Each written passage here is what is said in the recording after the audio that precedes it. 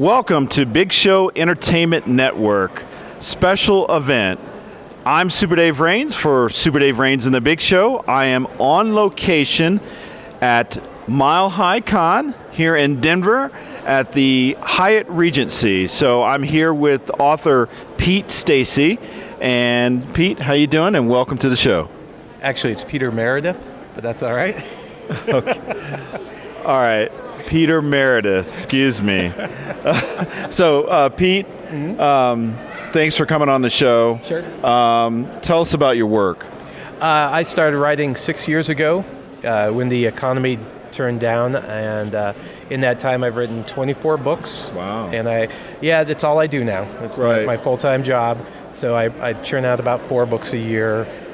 Currently, zombies pay the bills. Right. So if I had my way, I'd probably write strictly fantasy. But at the moment, people love zombies, and I love the paycheck. So it works out well for both of us. Right. Speaking of that, have you been approached by any studios or television networks to turn any of your books into TV or movies? No, I haven't. And basically because I never come out of my office. I go in there 12 hours a day.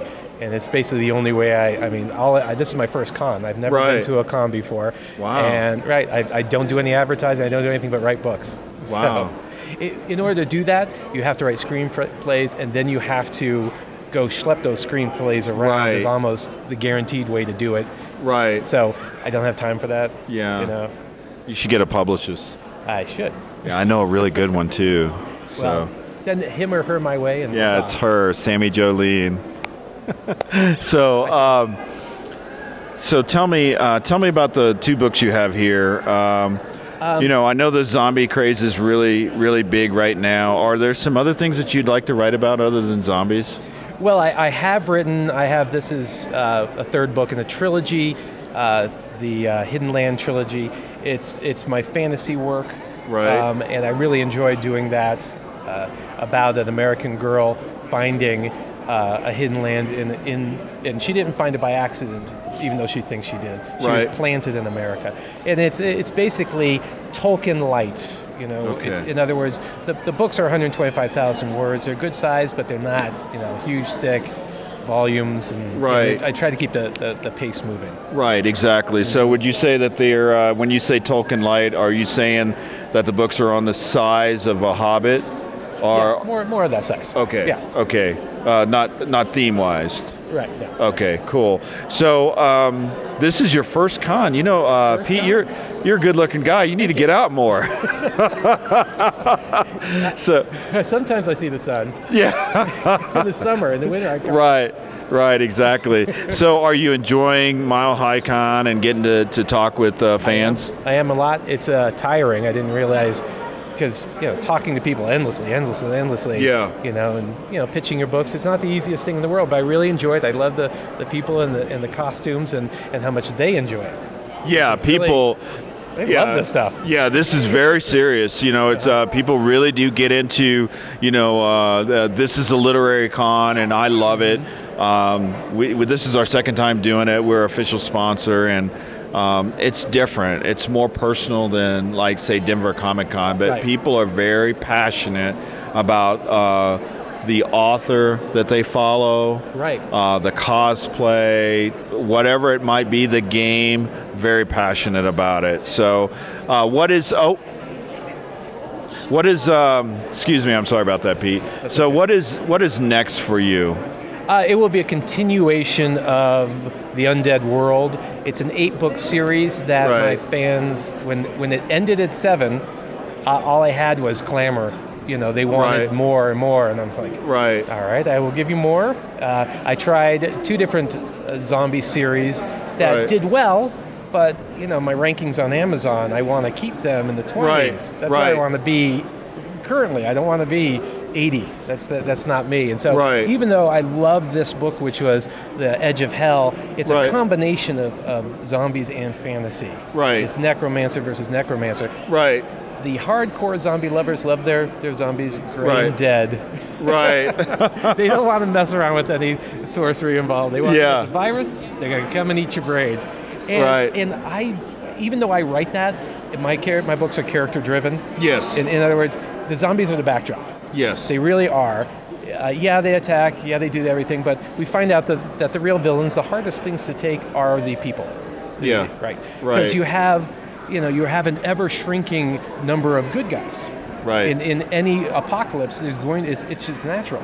So if I save, give my life to save you, that's one less good guy. Yeah. And if, oh yeah. And if I'm like a bad guy or a neutral guy, and I Right. go, no, thank you, I'll let this good guy die. That's Right. one less good guy and one more. I mean, it's a gradually shrinking. And so that's how my stories go, where the zombies are bad.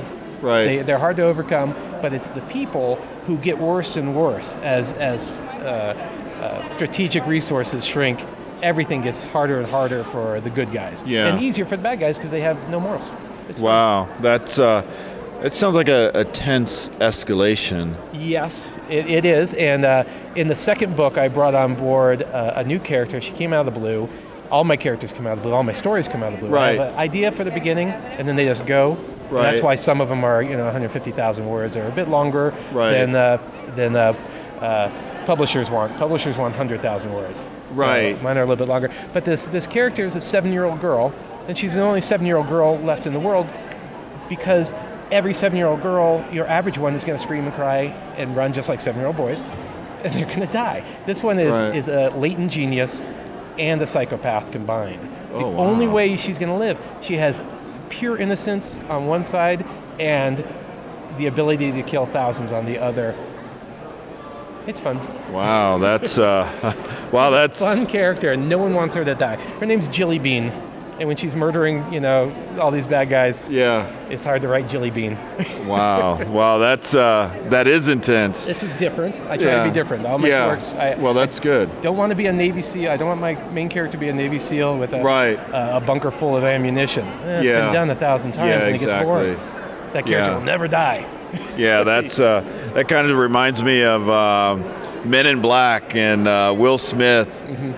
He goes into the firing range and he shoots the little girl with the physics books. Yeah. Like, why did you shoot the little girl? That's way past her levels, Ed. So, wow, you've done a lot of work. What author has inspired you the most? Tolkien was when I first grew up. That's what I remember. The Hobbit was, and all that. Tolkien was really the key for me. Right. And it was a lot of 80s authors did it for me. Piers Anthony and Jordan. And even before that, Edgar Rice Burroughs, even though there was some questionable material in his stuff. Right. There's some racist stuff, really. We'll just say that. Yeah. The protagonist, the good guy element was something that anyone could latch on to. Right, absolutely, and I'm a big Tolkien fan. I grew up on that as well. Read all the books probably 3-4 times over. Oh yeah. And was really happy with the Peter Jackson, adaptation to film of The Lord of the Rings. I wasn't so happy about Hobbit, but right. When you had the dwarf. Elf love affair. Yeah. Hard to do. Yeah. Hard to do. Yeah, and the part I think when they revealed Sauron in Mirkwood, I was like, wait a minute, that didn't happen. That's not right. It was implied. I mean, they went and they did get the necromancer out of Dol Guldur. So it was there. They didn't have the specifics. Exactly. They didn't know it was him. And to me, I liked it, but it was pretty quick battle. Yeah, it was. This is Sauron. Yeah. I expect a little bit more drag out. Yeah, fight. exactly. I would have appreciated more, but that's all right. Right. So when I write, but I actually like writing dwarves. I like fantasy. Right. And my favorite thing is in Tolkien, you never see a female dwarf. That's true. They only mention one. Her name is Dis, I think it is. Yeah. So my female dwarves are also hidden away, but they're actually beautiful creatures. Right. So the dwarves, and they're named after flowers. So the dwarf character in my trilogy is after there's like singular flower. Right. And all the other characters kind of make fun of him because they're like, she's as pretty as this flower, sure, she's a dwarf. But she's actually just enchanting and beautiful. And she finds him to be wonderful, just like a normal female dwarf would. Right. So it's fun doing different things. Wow, that's awesome. I tell you what, Pete, thanks for. Do you like to go by Pete or Peter? Just not Peter Stacy. Yeah, exactly. That's his alias. So thank you, That's no problem, Pete, Super Dave. for being on Big Show Entertainment Network. Folks, for Peter Meredith, There you go. I'm Super Dave Rains, and until next time, own the love. Thanks so much. All right, thank you. Yeah.